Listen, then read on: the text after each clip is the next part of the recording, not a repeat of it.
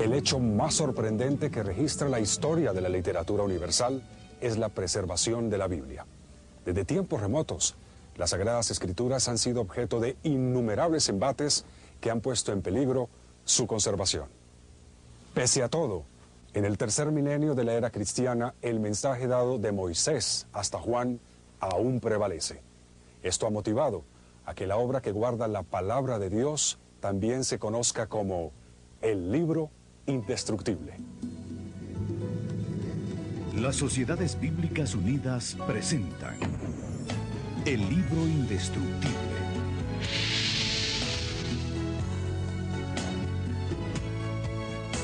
El propósito de Dios ha sido siempre mantener una comunicación clara y directa con su pueblo.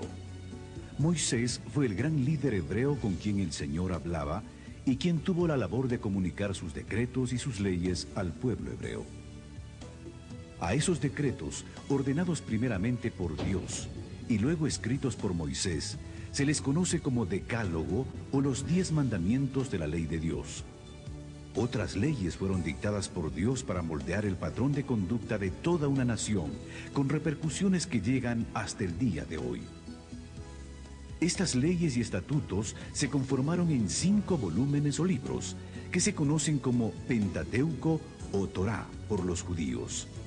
La palabra Torá, habitualmente traducida por ley, de acuerdo con su raíz hebrea, significa más bien guía o instrucción. Estos fueron los inicios de lo que hoy conocemos como la Biblia. Tomó 1500 años recopilar el texto que hoy tenemos. Sus escritores fueron reyes, guerreros, campesinos, profetas y hasta sacerdotes judíos. La Biblia, como se conoce actualmente, está dividida en Antiguo Testamento y Nuevo Testamento y abarca una colección de libros. El Antiguo Testamento es propiamente las escrituras hebreas. Los judíos religiosos las continúan usando como base para su teología y su guía de vida. Originalmente la Biblia fue escrita en forma continua, sin divisiones de palabras y sin signos de puntuación. El hebreo y el arameo se escribían de derecha a izquierda, y desde la antigüedad estos textos fueron blanco de destrucción. Uno de los primeros intentos por destruir los escritos sagrados ocurrió alrededor del año 587 a.C., cuando los babilonios desolaron la Tierra Santa. En esa ocasión quemaron todo el material que encontraron y cada pared del templo de Jerusalén. El pueblo judío fue llevado en cautiverio a Babilonia y permaneció allí por espacio de 70 años. Probablemente durante el cautiverio construyeron sinagogas. Estas eran pequeños lugares donde podían reunirse y educarse. En ellas experimentaron un gran avivamiento en la adoración y la renovación espiritual, al volver a leer los escritos sagrados. Pero se requería que hubiese copias de esos textos disponibles para cada una de las sinagogas. Esa necesidad trajo como consecuencia la creación de una institución, la de los escribas. Los escribas que copiaron los manuscritos hebreos fueron bastante serios y rígidos en la escritura de los pergaminos. No solamente eligieron las plumas, eligieron con cuidado la tinta, sino también las pieles sobre las que se iban a copiar los diferentes manuscritos. Su cuidado fue tan extremo que cada vez que se cometía un error, los contaban, porque al tercero toda la piel y todo el trabajo tenía que volver a iniciarse de nuevo. Cada vez que se escribía el nombre sagrado de Dios, se cambiaban plumas y tinta para volver a empezar de nuevo, porque era tanto su cuidado de mantener limpio y santo el trabajo, que hasta en esos detalles ellos cuidaron bastante. Eso realmente fue providencial, porque los manuscritos hebreos que hoy tenemos en la actualidad realmente son de los más perfectos. Y a diferencia de los manuscritos griegos, la poca cantidad de manuscritos hebreos asegura que el texto que se imprimió es un texto bastante seguro y bastante exacto. En la época del gran conquistador griego Alejandro Magno, se fundó en Egipto la Biblioteca de Alejandría. Alejandro pidió al rey Ptolomeo que ordenara una versión en griego de la Biblia. El gran sacerdote de Jerusalén, Eleazar, accedió a proveer 6 sacerdotes por cada tribu de Israel, para conformar así los 70 hombres que irían a Alejandría a realizar el trabajo de traducción. Al resultado de esa labor se le conoció como la versión griega llamada de los 70 o Septuaginta. El Imperio Romano conquistó el mundo y Jerusalén no fue la excepción. Durante ese dominio surgió la personalidad que cambiaría la historia humana para siempre: Jesús de Nazaret. En los primeros 4 libros del Nuevo Testamento se encuentra el testimonio de la vida y los hechos de Jesús. Inicialmente los evangelios correspondieron a una tradición oral, pero después de la muerte y resurrección de Jesús, muchos detalles empezaron a perderse. Por eso se hizo necesario escribir estos acontecimientos para evitar toda confusión. Este fue el propósito de Lucas, el médico amado, a quien se le atribuye haber escrito el Evangelio de Lucas y los Hechos de los Apóstoles. La propagación del Evangelio por medio de las prédicas de Pablo hizo que la Biblia llegara también a costas extranjeras y en griego, que era el idioma más extendido en la época, expandiéndose por el Asia Menor, y gracias al tráfico comercial entre Jerusalén y Roma, el cristianismo llegó a Europa. Miles de cristianos fueron quemados en hogueras o lanzados a los leones. Los cristianos se refugiaban en las catacumbas de Roma para escapar de la persecución al movimiento. Después de la ascensión de Jesús, los hechos de su vida y sus preceptos se hacían en forma oral, pero a medida que los testigos presenciales de Jesús iban muriendo, se perdía con ellos todo un tesoro de acontecimientos, imposibles de reconstruir, a menos que fuesen puestos por escrito. De esta manera, los evangelios surgen como una necesidad de quienes se habían constituido en seguidores de Jesús para mantener presentes sus obras y sus enseñanzas. Dios obra de manera misteriosa para preservar su palabra en cualquier época de la historia humana. El primer siglo se caracterizó por el establecimiento de un movimiento cuya persecución fue encabezada por un celoso de la ley llamado Saulo. Después de una milagrosa conversión, ese perseguidor de la iglesia llegó a ser el autor de más de la mitad del Nuevo Testamento. También fue el responsable de la expansión del Evangelio por Asia Menor. Los años que siguieron a la ascensión de Jesús vieron el surgimiento de la iglesia y la expansión del cristianismo.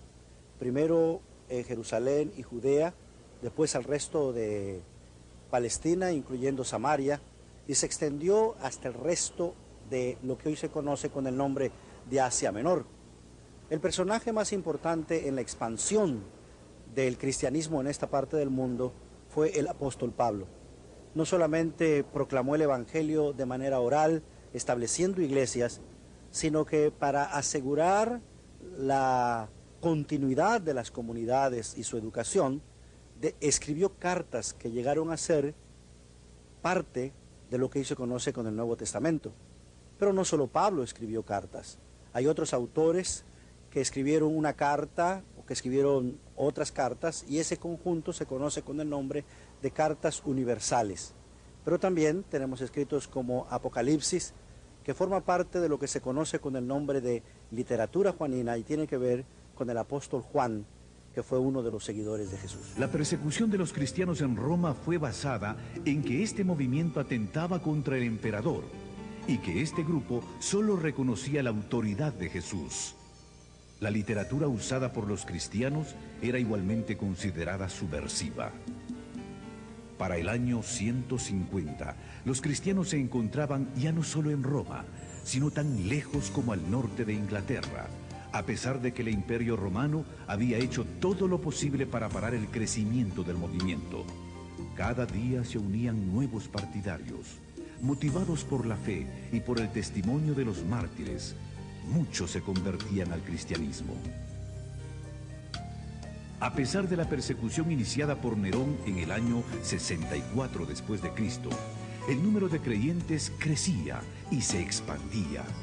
La Biblia era la autoridad real del movimiento cristiano, aunque no fuese conocida por muchos, y el interés por estos escritos aumentó. La figura de Constantino fue de suma importancia. Construyó iglesias y pagó salarios a pastores. Por su empeño en mantener la unidad, proclamó el cese de la persecución. Esta proclama se extendió por todo el imperio con la derrota de Lucino en el año 323.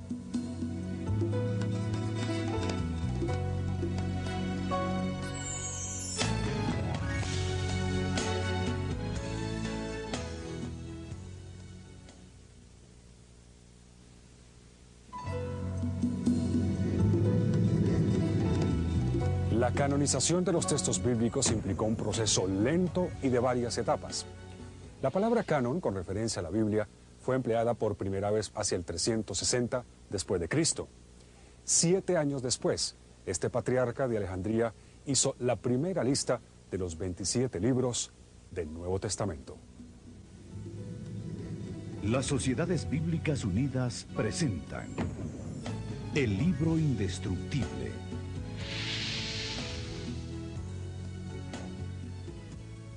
En el año 397, el Sínodo de Cartago dio su primera aprobación a los 27 libros.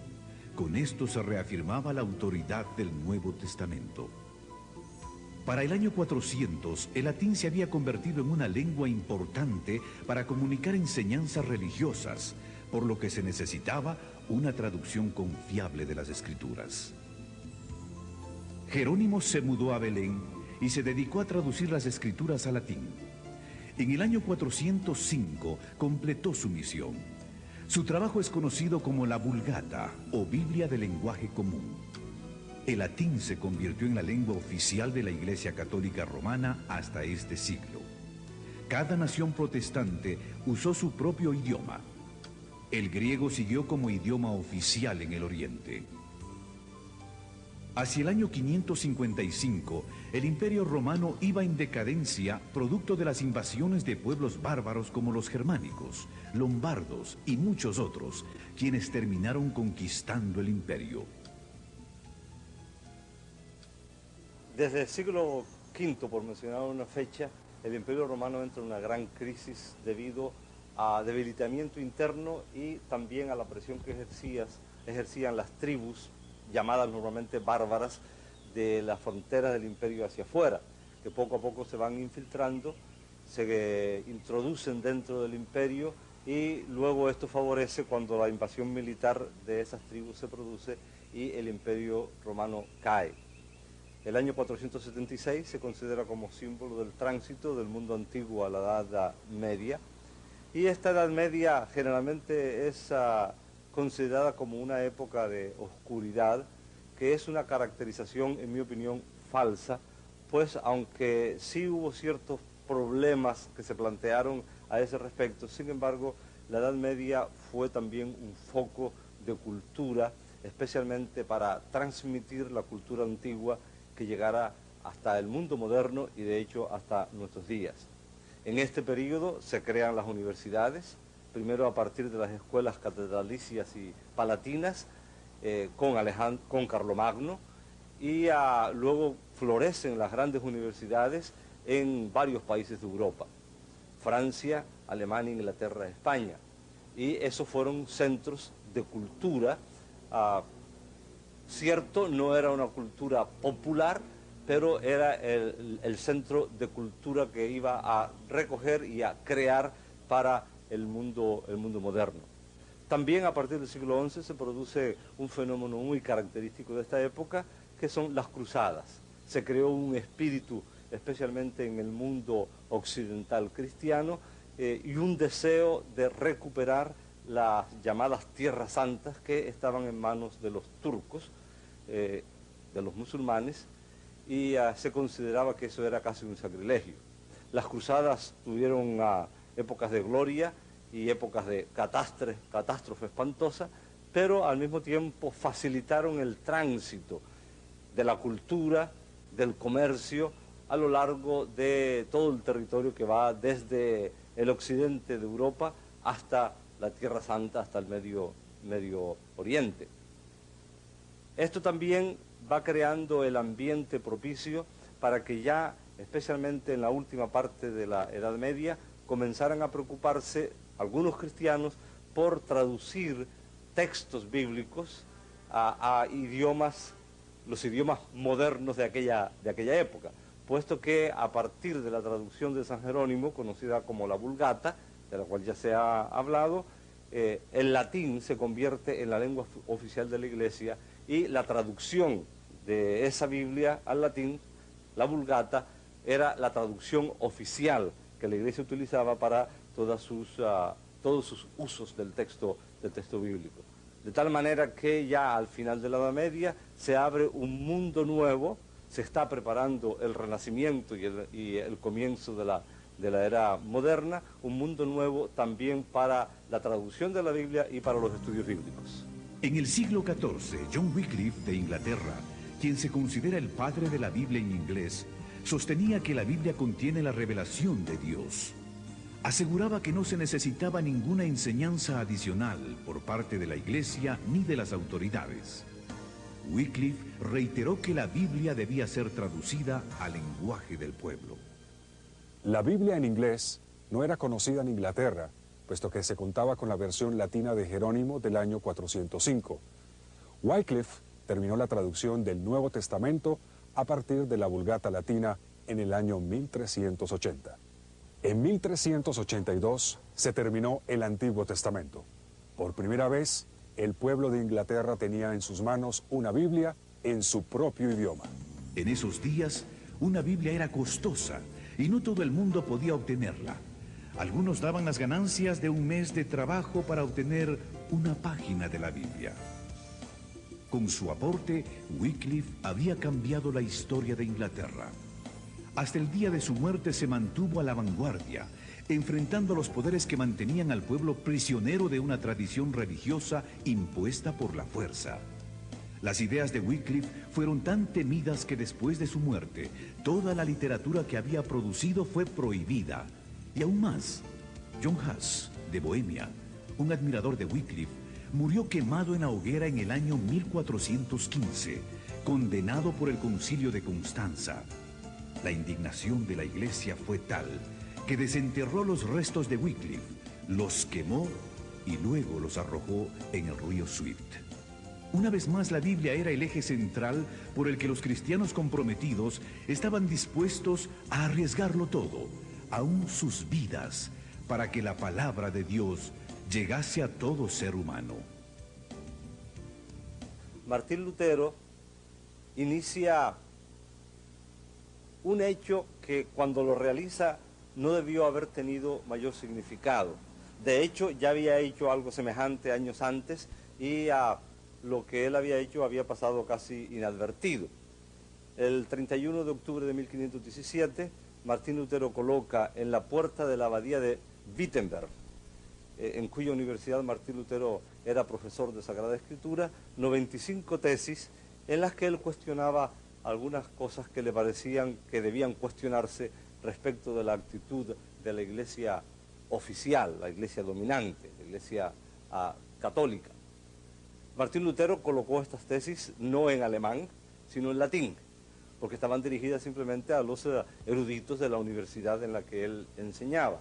Y lo único que él pretendía era iniciar una discusión académica con sus colegas sobre los temas que él planteaba. Sin embargo, inesperadamente, aquel acto de colocar las 95 tesis, que era un acto sencillo, pero la reacción fue totalmente inesperada para el propio Martín Lutero, porque creó un polvorín hasta tal punto que hoy se considera que el 31 de octubre de 1517 es la fecha simbólica con que se inicia la reforma protestante del siglo XVI. Entran en ejercicio los órganos supremos de legislación y de autoridad en el imperio, y en 1521 Martín Lutero es llamado a la Dieta de Worms para que se retractara de las doctrinas que estaban enseñando. Es famosa la frase, probablemente un poco apócrifa, legendaria, pero simbólica, en que Martín Lutero se planta frente a la Dieta y sostiene que a menos que le convenzan con el texto de la Sagrada Escritura en la mano de que él está equivocado, él no va a retractarse.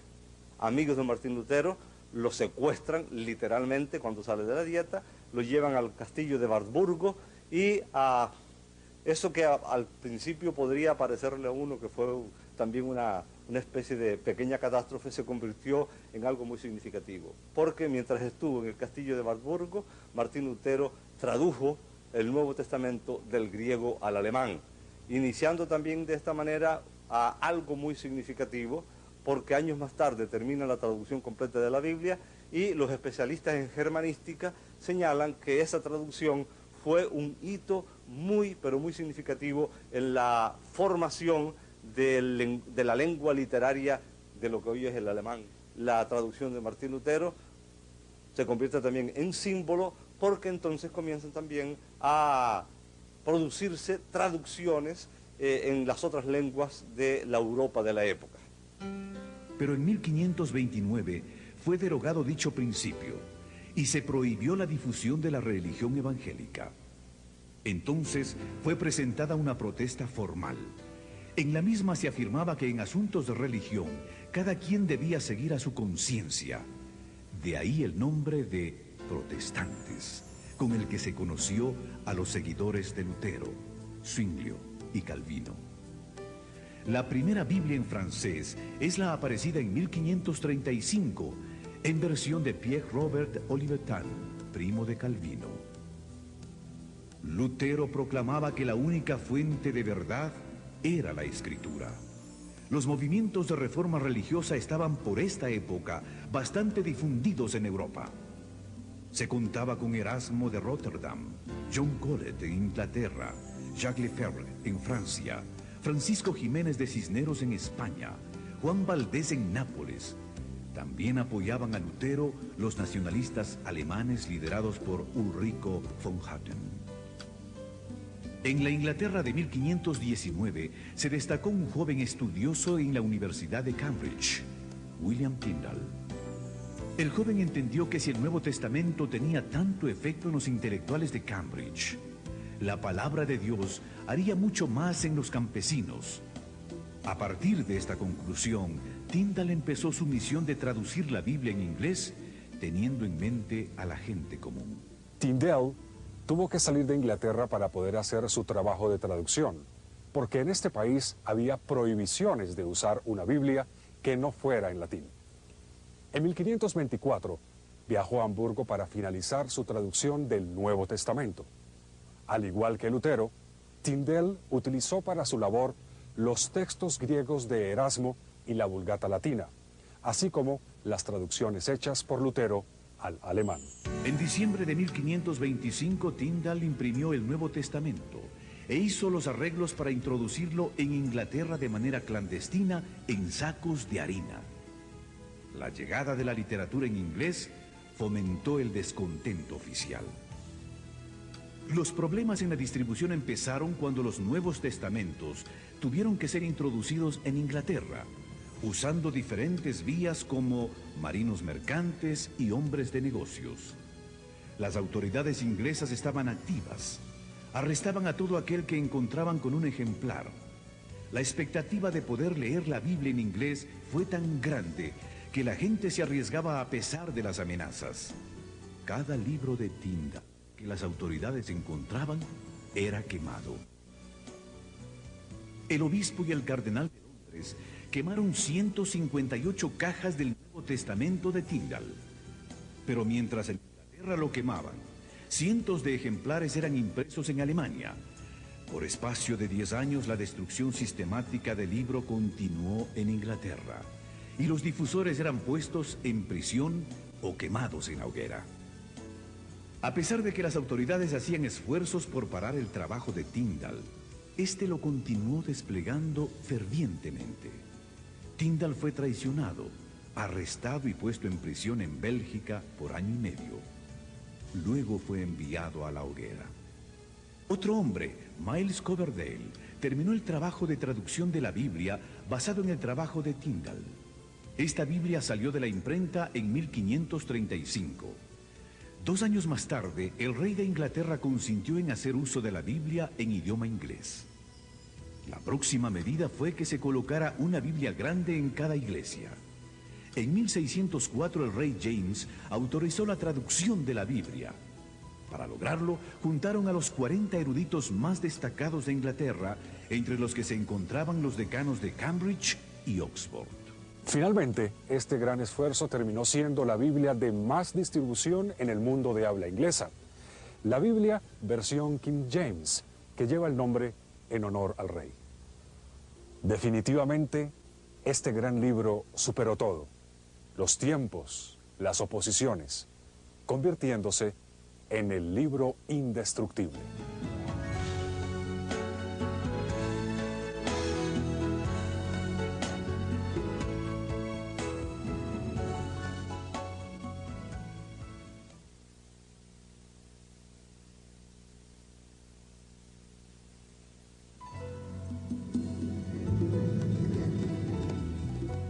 En el año 1557, en el monasterio de San Isidro del Campo, en Sevilla, España, un monje de nombre Casiodoro de Reina, admirador y estudioso de Jerónimo, sintió el deseo de traducir la Biblia a su propio idioma, llevando así la Biblia al pueblo hispano de ese tiempo, un gran aporte a la difusión y alcance del libro indestructible.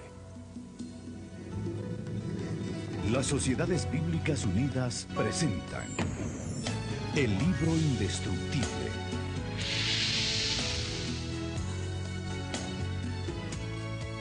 El primer intento de traducción de Casiodoro de Reina fue un salmo, el que luego llevó como regalo a una rica y piadosa mujer de nombre Isabel, muy devota de la fe cristiana. Ese fue el inicio.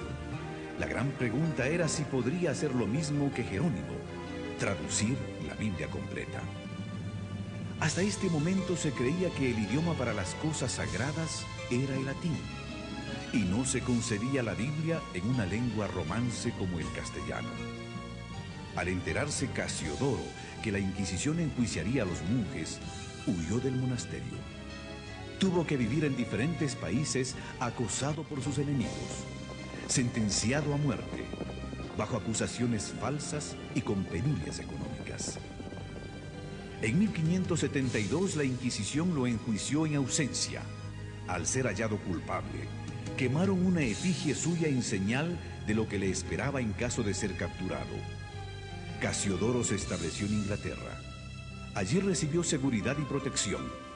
La reina le otorgó una pensión para que pudiera continuar con la traducción de la Biblia, pero la persecución no se detuvo.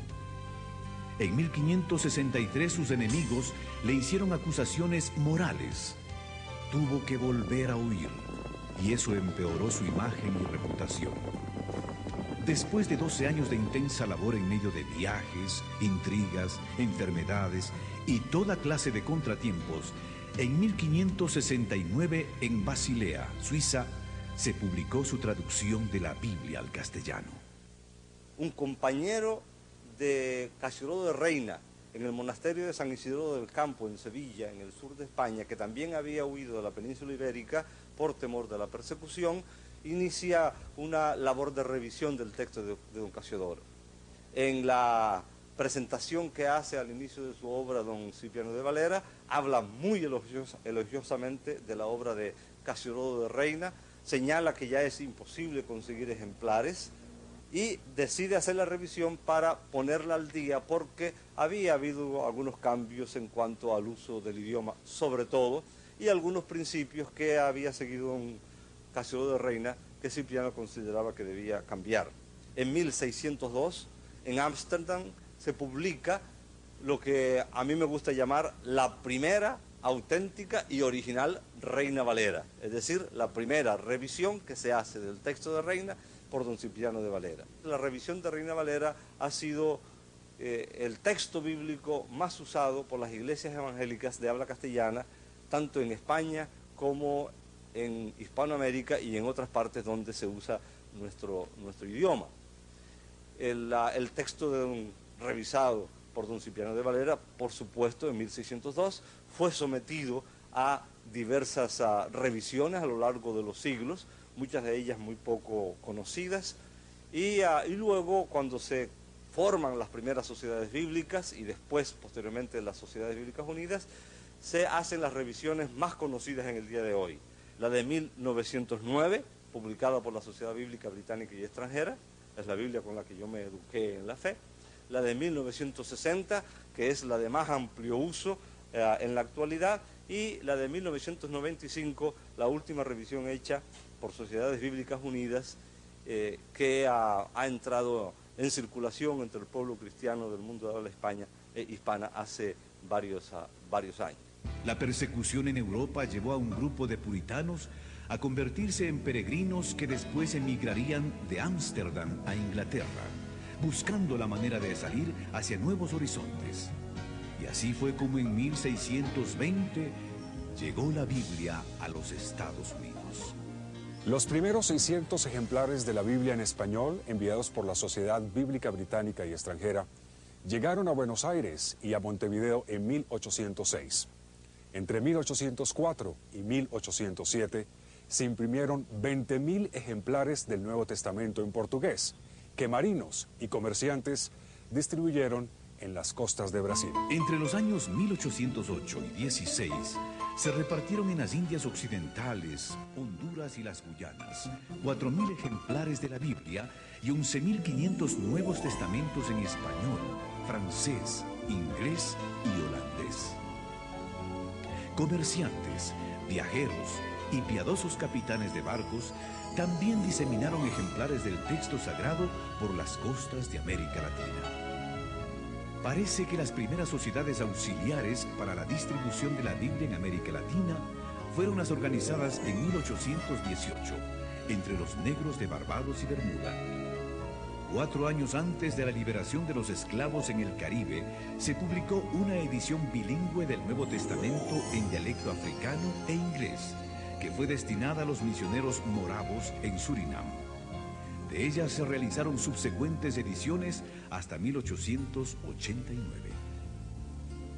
Sin lugar a dudas, el misionero más dedicado a la obra de la distribución de la escritura en este periodo fue James Diego Thompson. Viajó por iniciativa propia a América Latina para promover el método lancasteriano de educación, usando la Biblia como texto principal. Desde 1818 estableció escuelas y distribuyó la palabra de Dios en Argentina, Uruguay, Chile y Perú, antes de servir como agente de la Sociedad Bíblica Británica y Extranjera en Ecuador, México, el Caribe y Canadá. Por fin la Biblia había llegado a las Américas. La versión conocida como Reina Valera comenzó a afianzarse en el territorio de habla hispana. Pero la labor no concluía ahí. Había que traducirla a los diferentes idiomas que se hablan en el continente y mantenerla actualizada de acuerdo a los cambios propios de cada idioma. Este texto pretende poner el texto de Reina Valera acorde con el uso de la lengua a fines del siglo XX y principios del siglo XXI, puesto que el texto anterior de 1960 tenía muchas características que eran propias de la época cuando se hizo esa revisión, pero que no calzan en la actualidad muy bien con la manera como nosotros usamos hoy el idioma. Fue hecha por un equipo multidisciplinario de varias partes del mundo de habla castellana, incluyendo la península ibérica y varias regiones de América Latina. Dios nos ha bendecido permitiendo que investigadores, arqueólogos, biblistas, eruditos, etcétera, logren sacar a la luz, a veces encontrándolos en bibliotecas que nadie registraba, especialmente en los archivos antiguos, documentos que son de un valor incalculable para los estudios de la Biblia, para los estudios de la época cuando se escriben ciertas partes de la Biblia, en particular el Nuevo Testamento, y también para la traducción bíblica. Me refiero a los documentos de Qumran, que salen a la luz los primeros en 1947 y que poco a poco va revelando que no se trataba solamente de unos pocos documentos en una cueva allí en Qumran, cerca del Mar Muerto, sino que esparcidos en 11 cuevas distintas se encontraron muchas tinajas que contenían manuscritos bíblicos que permitieron a los permitieron y permiten a los especialistas conocer más de la época del Nuevo Testamento, de la época en que vivió a Jesucristo, porque se calcula que esos documentos corresponden a esa época, cuando fueron escritos, y que probablemente fueron escondidos allí para librarlos de los ataques romanos, que van a concluir con la destrucción del Templo de Jerusalén. Y tales documentos permiten, conocer más sobre la época y permiten algo de un valor incalculable para los especialistas de la Biblia y los traductores de la Biblia, porque permiten tener por fin a mano, especialmente documentos del Antiguo Testamento, textos del Antiguo Testamento. Probablemente el más conocido de todos ellos es el rollo de Isaías, que antecede en muchos siglos a los documentos más antiguos que se tenía hasta entonces del Antiguo Testamento. Los que han estudiado un poquito acerca de este tema, no me refiero específicamente a los documentos de Qumran, sino al tema general de la Biblia, pueden imaginarse el significado que puede tener a la mano un documento del Antiguo Testamento cuya copia más antigua es del siglo X de nuestra era, y de repente tener en la mano un documento de ese mismo texto bíblico que antecede en unos siglos a la era cristiana. Es tan obvio el significado de eso que casi tratar de explicarlo podría ser un insulto, porque cuanto más cerca estén los documentos de los escritos originales, que no han llegado hasta nosotros, por supuesto es de muchísimo más valor. Los manuscritos descubiertos preceden en siglos a los que se tenían para estudiar, comprender y traducir el texto hebreo.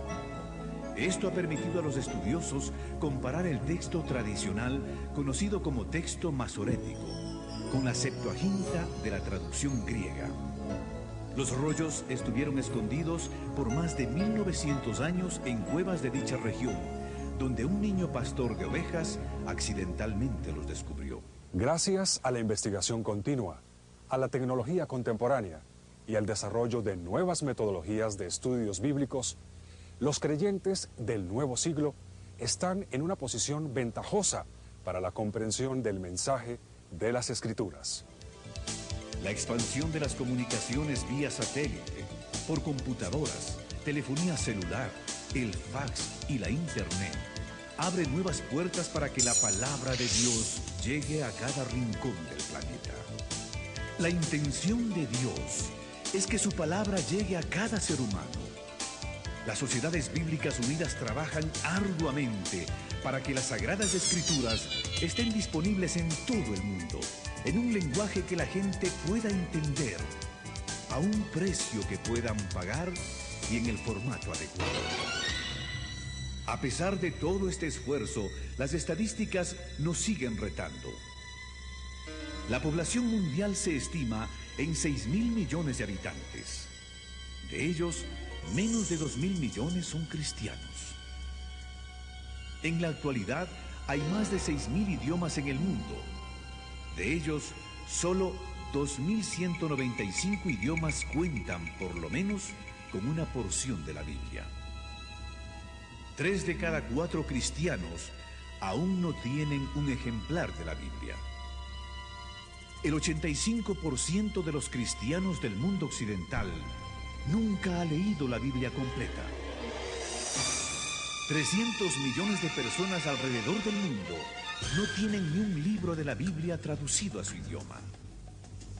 2.000 millones de personas no tienen acceso a la palabra de Dios porque no pueden leer la Biblia o porque no la tienen disponible en medios no impresos. Las Sociedades Bíblicas Unidas han publicado varias versiones contemporáneas de la Biblia en castellano.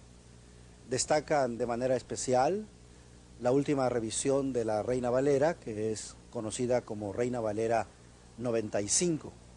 También está la Dios habla hoy, que es una revisión o edición de la Biblia en versión popular. Y últimamente la Biblia en lenguaje sencillo, que es una traducción que busca alcanzar al público infantil, pero también a ese público especial que nosotros conocemos con el nombre de nuevos lectores. El trabajo de traducción de la Biblia también ha integrado nuevas tecnologías, como lo es la computadora, Hoy día, prácticamente en todos nuestros proyectos de traducción, la computadora ha venido a jugar un papel muy importante. No solamente en la traducción del texto mismo, sino en el uso de diferentes herramientas que han venido a agilizar el trabajo de traducción. Y llama la atención hacer la comparación entre los primeros materiales que se usaron para la transmisión del texto, los papiros, los códices, los pergaminos, cuando vino la imprenta, el papel. Así que le damos gracias a Dios que nos ha permitido que cada vez que surge un elemento nuevo en la tecnología puede ser de inmediato integrado en nuestro trabajo de traducción. Y esto pues no solo se nota en la traducción, sino también en la producción y en la distribución de las Sagradas Escrituras. Además hay que agregar el hecho de que hemos involucrado en nuestro trabajo de traducción otros medios de comunicación como lo son el video, el audio, y para ello los consultores de traducción, los equipos de traducción están siendo ayudados, entrenados al uso de esta nueva tecnología, de cómo traducir la palabra de Dios, enfatizando la oralidad del texto, o en el caso de los videos, todo el tipo de trasfondo, de materiales visuales que tienen que ser integrados, pero que reflejen de manera fiel el mensaje de la palabra de Dios. En la era de la informática, ya contamos con una concubiblia, es decir, la Biblia en CD-ROM. Y para las generaciones más jóvenes, la Biblia está disponible en audio y en video. Para los invidentes o aquellas personas con problemas visuales, la Biblia está disponible en el sistema Braille de lectura. La historia de la Biblia nos presenta un libro que fue perseguido por sus enemigos y protegido por Dios. Porque su propósito es comunicar salvación a todas las generaciones. Gracias a todo el esfuerzo, la fe que una vez fue dada a los santos nos fue entregada en herencia. La palabra divina que la genera llegó hasta nosotros. Tertuliano, uno de los padres de la Iglesia en Occidente, declaró: la sangre de los mártires es la semilla de la Iglesia. Y eso se hizo evidente cada vez que un cristiano fue martirizado, porque Dios levantaba 10 creyentes para que tomaran su lugar. 4000 años son difíciles de resumir, pero la Biblia no es lo único que ha resultado del largo proceso de formación del canon. La colección de los libros considerados como inspirados por Dios también nos hablan de nuestro constante peregrinaje de fe. En este nuevo siglo, hagamos como el pueblo hebreo, que un día al regresar del exilio volvió a la Biblia y sus corazones se llenaron de gozo y esperanza para el presente y el futuro. El plan de Dios para la humanidad ha sido preservado milagrosamente en forma de una biblioteca que es y será siempre un libro indestructible. Hagamos de este libro indestructible el centro de nuestros valores, la norma para nuestra vida. Digamos al mundo: estas palabras se escribieron para que crean y para que en ellas también tengan la vida eterna.